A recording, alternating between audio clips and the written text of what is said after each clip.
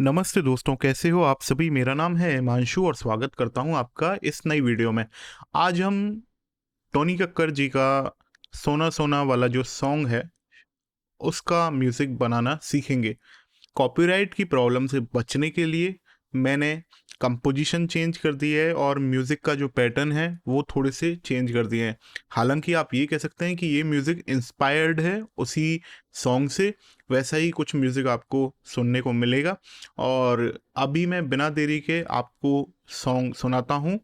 लेकिन उससे पहले ये कहूँगा बस कि अगर आप ये चैनल पहली बार देख रहे हो, ये वीडियो पहली बार देख रहे हो, तो मेरे चैनल को सब्सक्राइब कर लेना और ये जो बेल का आइकन है इसे दबा देना, क्योंकि मैं म्यूज़िक प्रोडक्शन से रिलेटेड वीडियो लाता ही रहता हूँ। और ये जो मेरे सब्सक्राइबर हैं जिन्होंने मेरे को पहले से ही सब्सक्राइब कर रखा है, दोस्तों ये जो लाइक वाला बटन है इसको दबा देना और कमेंट करना कौन सा पार्ट आपको वीडियो का अच्छा लगा। तो चलिए बिना देरी के एक बार इस सॉन्ग को सुनते हैं।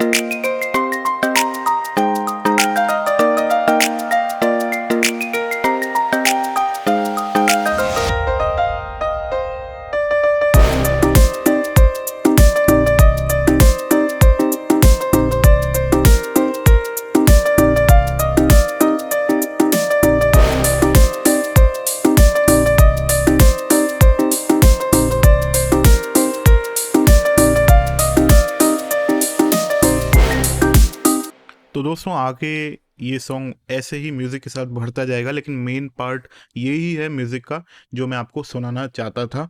आई होप आपको ये म्यूज़िक पसंद आया होगा। मैं आज आपको ये ही म्यूज़िक सिखाने वाला हूँ किस तरीके से मैंने ये बनाया, और मैं आपको प्रीसेट भी दिखाने वाला हूँ क्या क्या मैंने वीएसटी प्लगइन यूज़ किए और उनके क्या प्रीसेट थे। तो दोस्तों उससे पहले मैं ये कहना चाहूँगा कि आप इस वीडियो को ज़रूर लाइक कर देना, क्योंकि बहुत मेहनत लगती है एक वीडियो को बनाने में। इसका पूरा म्यूज़िक पहले प्रोड्यूस किया है, फिर मिक्सिंग मास्टरिंग करी है, तब आप लोगों के लिए ये वीडियो तैयार हुई है।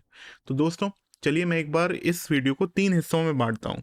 तो देखिए, पहली तो है मिडी प्रोग्रामिंग, और दूसरा है मिक्सिंग मास्टरिंग, और तीसरा है सैम्पलिंग। तो देखो मैंने क्या किया, सबसे पहले मैंने मिडी प्रोग्रामिंग करी थी। अभी आपको मेरे सैंपल ही दिख रहे हैं पूरी स्क्रीन पर, आपको मिडी नहीं दिख रही होंगी। तो पहले मैंने मिडी प्रोग्रामिंग करी थी, उसके बाद मैंने मिक्सिंग मास्टरिंग करी हल्की फुल्की, मतलब प्राइमरी लेवल की कह सकते हैं, मास्टरिंग भी नहीं कहेंगे हम, मिक्सिंग कहेंगे केवल।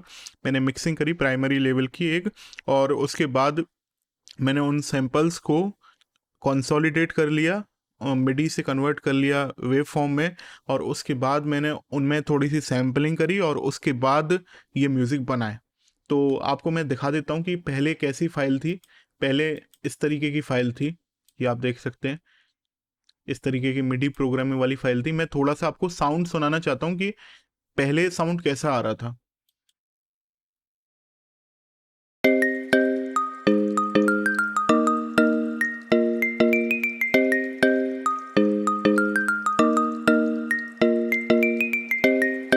थोड़ा सा मैं आगे का सुनाता हूँ जहाँ पर ब्रेक आ रहा है।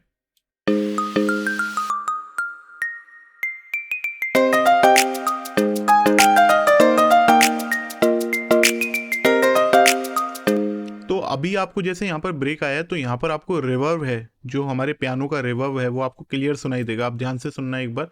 पियानो का रिवर्ब नहीं, ये जो बेल में जो रिवर्ब प्ले हो रहा है वो आपको क्लियर सुनाई देगा। तो इससे क्या है कि एक सडन ब्रेक होता है ना, वो नहीं आभास होता। तो इसलिए मैंने सैम्पलिंग करी है इस सॉन्ग की।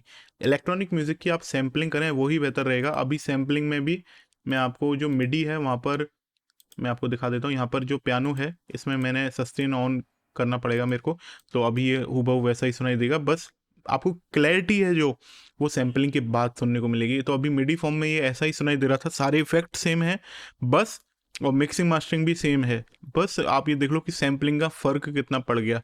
अभी आपको ऐसा सुनाई दे रहा है, बाद में आपको वैसा सुनाई दे रहा है। वैसे भी एफएल स्टूडियो में हम जब सुनते हैं तो हमें एक प्रीव्यू सुनाई देता है, हमारा हूबहू सॉन्ग वैसा आउटपुट में नहीं आने वाला, उससे बेहतर ही आने वाला है।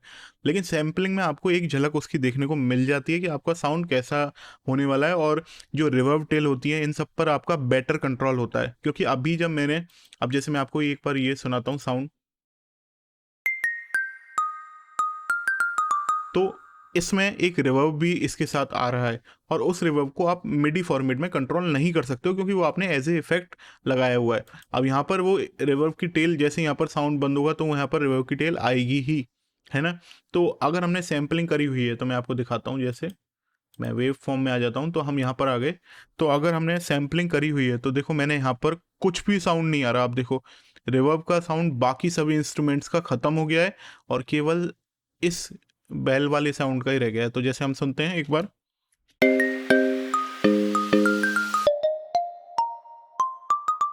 अब मैंने इस तरीके से यहाँ पर ऑक्टेव डाउन भी किया हुआ है इसको इस तरीके से, तो आपको इस तरीके से क्लैरिटी मिलती है बिल्कुल। यहाँ पर सभी इंस्ट्रूमेंट्स का रिवर्ब खत्म हो गया है और अचानक आपको एक ब्रेक मिला है यहाँ पर, है ना।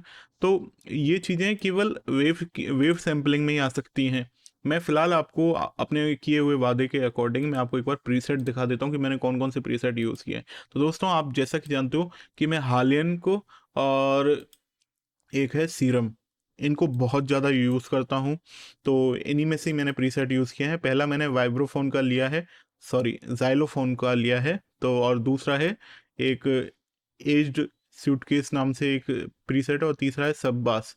तो मैं एक बार आपको जैसे जैसे काम में लिए हैं उनको सुना देता हूँ। तो पहले ये मैंने ज़ाइलोफ़ोन पर ही पैटर्न बनाया है, एक बार ये पैटर्न आपको दिखा देता हूँ और ये पैटर्न सुना देता हूँ आपको।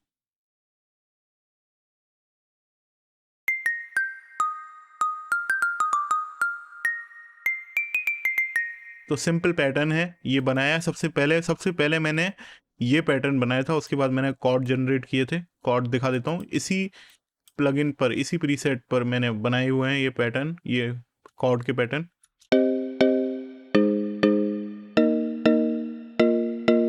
आप देख सकते हैं लगभग सेम से कॉर्ड हैं, लेकिन ये अलग अलग कॉर्ड हैं, एक दो नोट ऊपर नीचे हो रहे हैं, जिससे एक हमारी जो कॉर्ड की रेंज है वो बनी रहती है। यहाँ पर ये देखें कि ये वाला जो नोट है इससे सभी कॉर्ड नीचे हैं, और ये वाला देखा जाए तो इससे सभी कॉर्ड ऊपर हैं। तो देखा जाए तो ये 2 ऑक्टेव में ये सारे लगभग आ रहे हैं। देखा जाए ना 2 ऑक्टेव हो गए ना, देखो यहाँ पर F6 और यह है F4।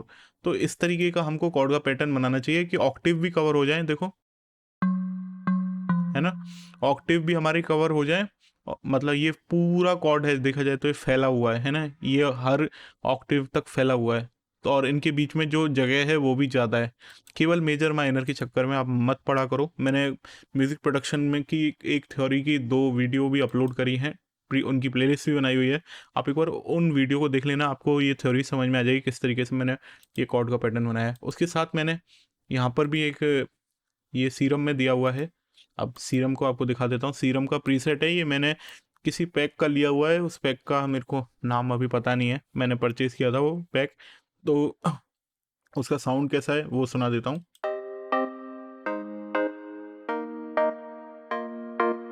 अब ये वाला जो पैटर्न है ये हो रहा है साइड चेन। अब ये फ्रूटी लव फिल्टर के साथ मैंने किया हुआ है साइड चेन। तो फ्रूटी लव फिल्टर में साइड चेन का प्रीसेट की मैंने सेपरेट एक वीडियो बनाई है, बहुत अच्छी तरीके से डिटेल में समझाया है। तो आप उस वीडियो को देख सकते हैं, और मेरे चैनल पे आप सर्च कर लेना फ्रूटी लव फिल्टर की, वो वीडियो साइड चेन की है तो आपको मिल जाएगी। अब देखो ये इस तरीके से मैंने यहाँ पर ये ओपन कर लिया, प्रीसेट मैंने बना के ही रख रखा है यहाँ पर साइड चेनिंग का, और ये इस तरीके का साउंड आ रहा है इसका। अगर साइड चेनिंग को ऑफ कर दें तो ऐसा साउंड आएगा। तो ये जो साउंड है ये कीज़ का साउंड है, इस ऐसे साउंड को कीज़ का साउंड बोलते हैं।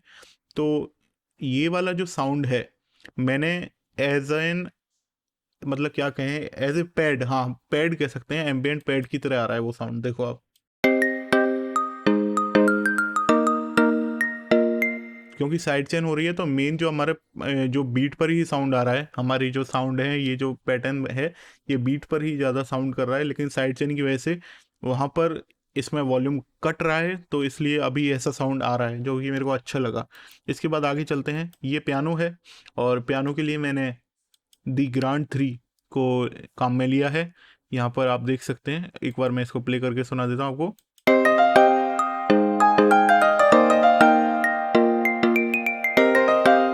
अब ये जो कंपोजिशन है ये मैंने म्यूज़िक को बनाते बनाते ही करी है। आपको मेरी कंपोजिशन के स्किल कैसे लगते हैं आप बताना। ये सॉन्ग आपने आधा तो आप सुन चुके हो, कैसा लगा आप बताना। उसके साथ मैंने यहाँ पर एक स्नैप का साउंड ऐड किया हुआ है, तो ये वाला साउंड है, कश्मीर पैक का है। और एक बार आपको दिखा देता हूँ अब कैसा साउंड हो गया। ये आया साउंड, और इसके साथ मैंने एक शेकर का साउंड है कि मेरे जो भी सैंपल हैं वो सारे कश्मीर पैक के ही हैं, इसलिए मैं आपको बार बार नहीं बताऊंगा। तो आप ये नाम देख सकते हैं, यहाँ पर सैंपल का नाम भी लिखा रहा है। ये साउंड है। मैंने यहाँ पर थोड़ा सा स्विंग दिया हुआ है जिससे शेकर का साउंड इतना अच्छा आ रहा है। तो आप भी यहाँ पर स्विंग दे सकते हैं अपनी बीट को अच्छा और अच्छा, मतलब एक तरीके से थोड़ा सा इनमें लेटेंसी सी आ जाती है इन साउंड्स में, तो एक ब्रेक्स आ जाता है हल्का सा, अपनी जो वास्तविक स्थिति होती है उससे थोड़ा सा साउंड पीछे हो जाता है कुछ जगह पर, पूरी जगह नहीं होता। तो इस वजह से ये ऐसा साउंड आता है इसका। तो आप देख सकते हैं शुरुआत में मैंने एक पानी का सैंपल और रखा हुआ है, तो एक बार मैं उसको और सुना देता हूँ। ये जाइलोफोन के साथ है। अगर आपने हेडफोन लगा रखा है तभी आपको ये साउंड सुनाई देगा।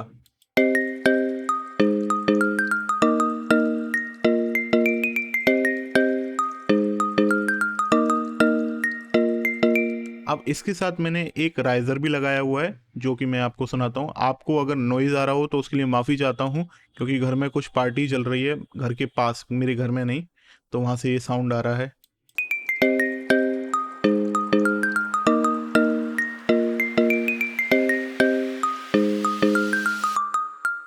अब देखो सैम्पलिंग का फ़ायदा क्या है कि मैंने यहाँ पर राइज़र अचानक ख़त्म किया है, लेकिन यहाँ पर और इंस्ट्रूमेंट हैं, जैसे मैंने यहाँ पर ज़ाइलोफ़ोन के ये पैटर्न का भी लगाए हुए हैं, कॉर्ड वाले पैटर्न, इनका भी रिवर्ब आ रहा होगा, लेकिन सैम्पलिंग से मैंने वो हटा दिया। सैम्पलिंग में वो इन्हीं के साथ आ गया। अब यहाँ पर मैंने वेव फॉर्म को काट दिया था तो वहाँ पर वो रिवर्ब हट गया। तो अचानक जैसे ये राइज़र आया और राइज़र से अचानक ही ब्रेक सा मिला, है ना? और उसके साथ आप देखिए अब आप यहाँ पर पहुँच गए। यहाँ पर ये पैटर्न आगे तक चल रहा है, इसमें कुछ आगे मैंने एक चीज़ और जोड़ी है, ये साउंड आपको सुना देता हूँ। तो ये साउंड है इस तरीके का, हल्का सा आपको एम्बियंट में सुनाई देगा ये। तो ये मैंने जोड़ा है थोड़ा सा चेंज के लिए, क्योंकि टोनी कक्कर के जो सॉन्ग हैं उसमें शुरुआत वाला पैटर्न इस सॉन्ग में ऐसा ही था, ऐसा ही बना हुआ था, इसलिए मैंने ऐसा रखा है। तो उसके साथ मैंने बीच में राइज़र और दिया है।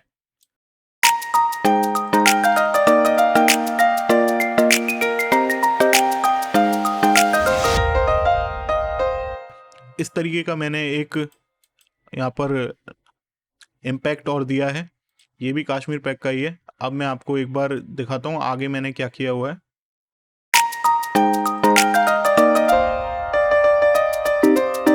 यहाँ पर मैंने एक प्रीसेट हालियन का लिया हुआ है, यह है एज्ड सूटकेस वाला ही, और इसका साउंड कुछ इस तरीके का है।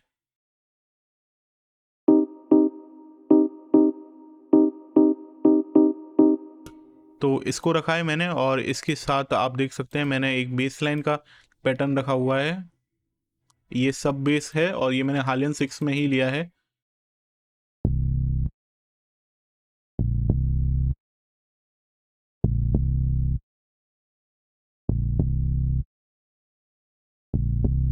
अगर आपने हेडफोन लगा रखा होगा तभी आपको ये बेस का पैटर्न सुनाई देगा। अब मैंने सिंपल बीट लगाई है, क्योंकि टोनी कक्कर भी बिल्कुल सिंपल बीट लगाते हैं इस तरीके की। अब मैं आपको वो सुना देता हूँ पैटर्न एक बार।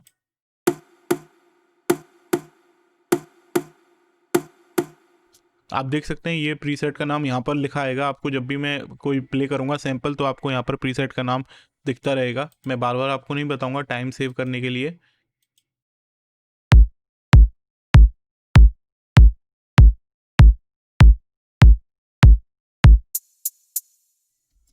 मैं एक बार लूप में इसको प्ले कर लेता हूँ और आपको ये पैटर्न दिखाता चलता हूँ।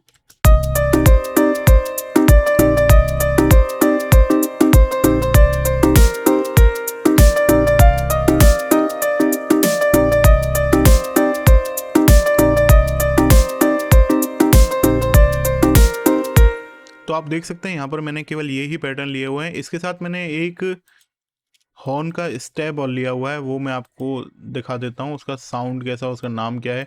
उसका नाम है काश्मीर स्टेप 02C, है ना। ये भी आपको काश्मीर पैक में मिलेगा और इसके साथ ऐसा साउंड आ रहा है।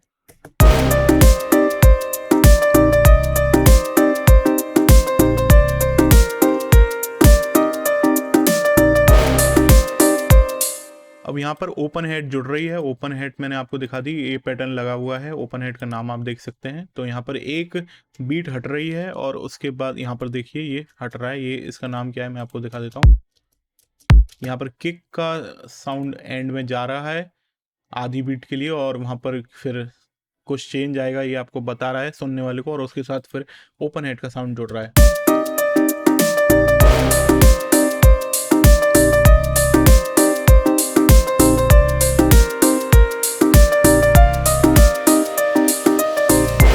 तो इस तरीके से आपको आगे की प्रोग्रामिंग करनी है। आगे की प्रोग्रामिंग भी सेम है, कुछ नहीं है उसमें एक्स्ट्रा। मैं आपको बताता हूँ फिर मैंने क्या किया। जो भी मेरे मिडी के पैटर्न थे उनको कंट्रोल और शिफ्ट दबा के इस तरीके से सेलेक्ट किया और यहाँ पर राइट क्लिक करके रेंडर एंड रिप्लेस पर क्लिक कर दिया। तो उससे आपके पास कुछ इस टाइप का आपके पास पैटर्न बन जाएगा। अब उसमें जैसे यहाँ पर इस तरीके के पैटर्न थे तो मैंने उनको काट काट के छोटा कर लिया, मतलब एक तरीके से सफाई कर दी। रिवर्ब होता है ना जो हमारे यहाँ नॉइज बनता है, वो मैंने देखो काट काट के सैम्पलिंग में से हटा दिया। यहाँ पर केवल एक ही क्लिप का साउंड आ रहा है और कुछ रिवर्ब है ही नहीं। आप देखो बिल्कुल क्लीन है, मतलब देखा जाए तो अभी आप साउंड सुनो, देखो क्वालिटी कैसी आ रही होगी।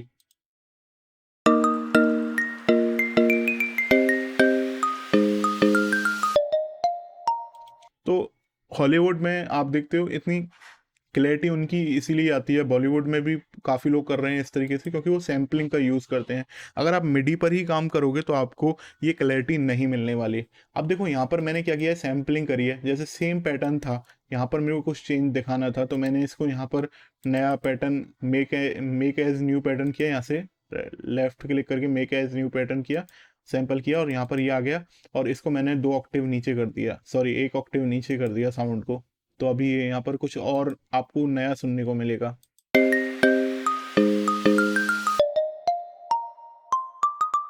तो इस तरीके के काम आप भी कर सकते हैं। यहाँ पर आप देख सकते हैं मैंने कुछ शुरुआत में सैंपलिंग करी हुई है।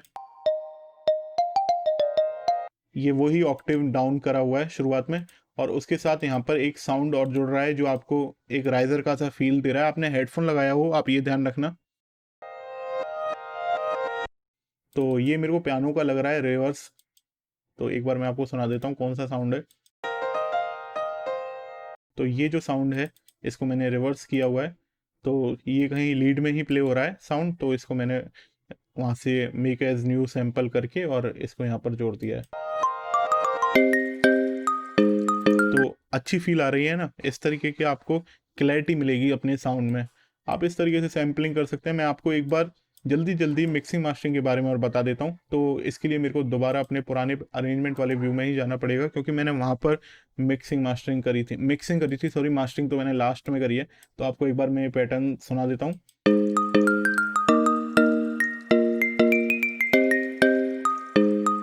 तो देखो दोस्तों, मेरे पास अभी थोड़ा सा टाइमिंग की कमी है, लेकिन मैं आपको जल्दी जल्दी बता देता हूँ मैंने मास्टरिंग और मिक्सिंग में किया क्या है। सबसे पहले देखो, मैंने वॉल्यूम की जो बैलेंसिंग करी थी उसमें मैंने क्या किया था कि मैं अपने जो मॉनिटर्स हैं उनका होना आपके पास बहुत ज़रूरी है।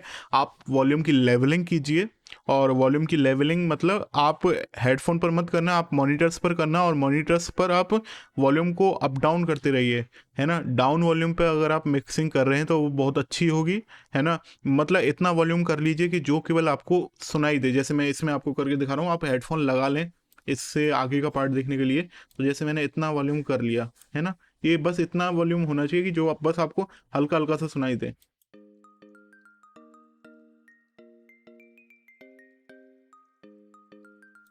तो आपको अभी हल्का हल्का सा सुनाई दे रहा है। मैंने इस लेवल पर आपको करनी चाहिए, मैं भी इसी लेवल पर करता हूँ। इससे क्या है कि आपकी वॉल्यूम में अगर बेस ज़्यादा ऊंचा है तो आपको वो ऊंचा सुनाई देगा हल्का सा, तो उसको आप कम कर लीजिए।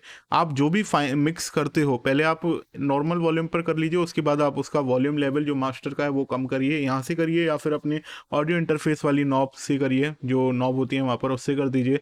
लेकिन आप इसको इस तरीके से सुन के देखिए और आपकी जो जो बैलेंसिंग है उसके बाद बहुत अच्छी आएगी।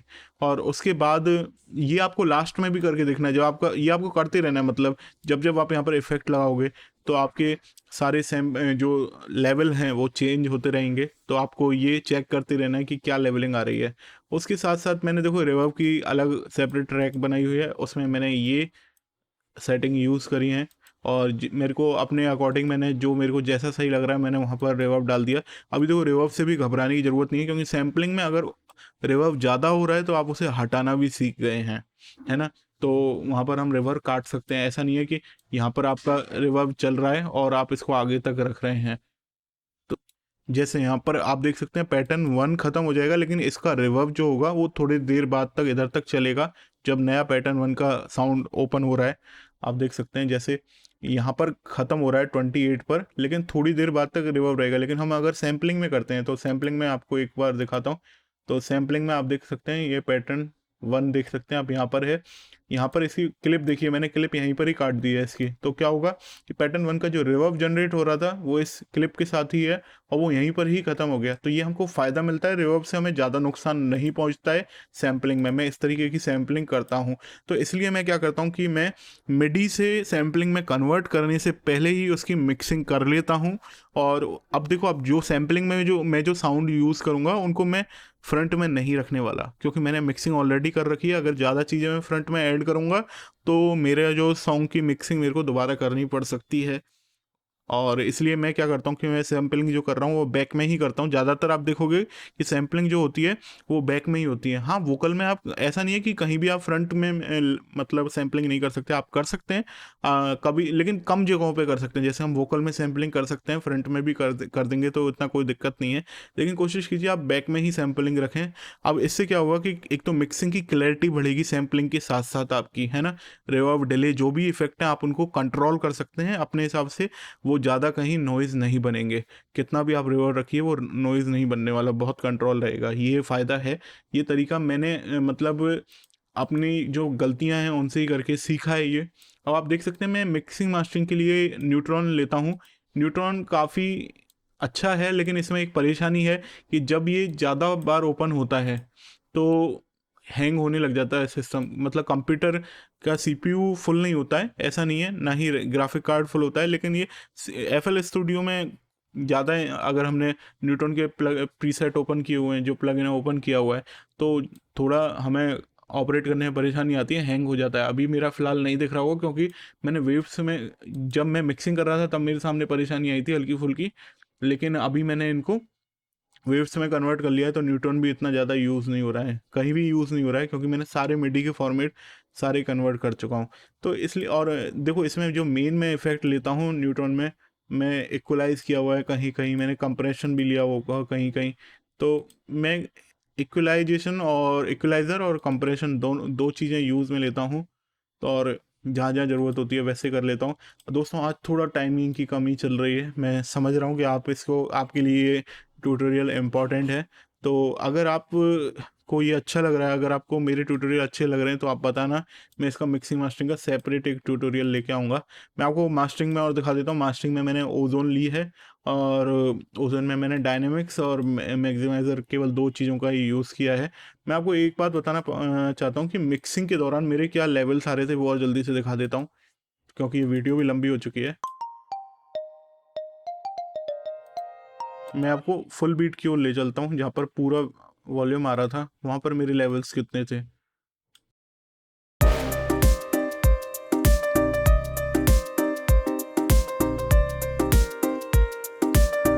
तो आप देखोगे कि मेरे जो लेवल्स आ रहे थे वो -6 और -9 के आसपास आ रहे थे। तो मिक्सिंग का इतना लेवल आना चाहिए। अगर आपका नहीं आ रहा है तो इसका मतलब आप कहीं गड़बड़ कर रहे हो मिक्सिंग में। आपके मिक्सिंग के बाद लेवल्स इतने आने चाहिए जिससे आपको मास्टरिंग के लिए ज़्यादा अच्छा रेस्पॉन्स मिलेगा, क्लैरिटी आएगी आपकी म्यूज़िक में। तो दोस्तों आज के लिए इतना ही। आई होप आपको ये वीडियो अच्छी लगी होगी। अपने दोस्तों के साथ इस वीडियो को शेयर करना, जगह जगह जहाँ भी आपकी कम्युनिटी है सभी जगह इसको शेयर कर दो, जिससे और लोगों को भी लाभ हो। मैं मिलूंगा आपसे नेक्स्ट वीडियो में, तब तक के लिए अपना ख्याल रखिए। Take care, bye bye.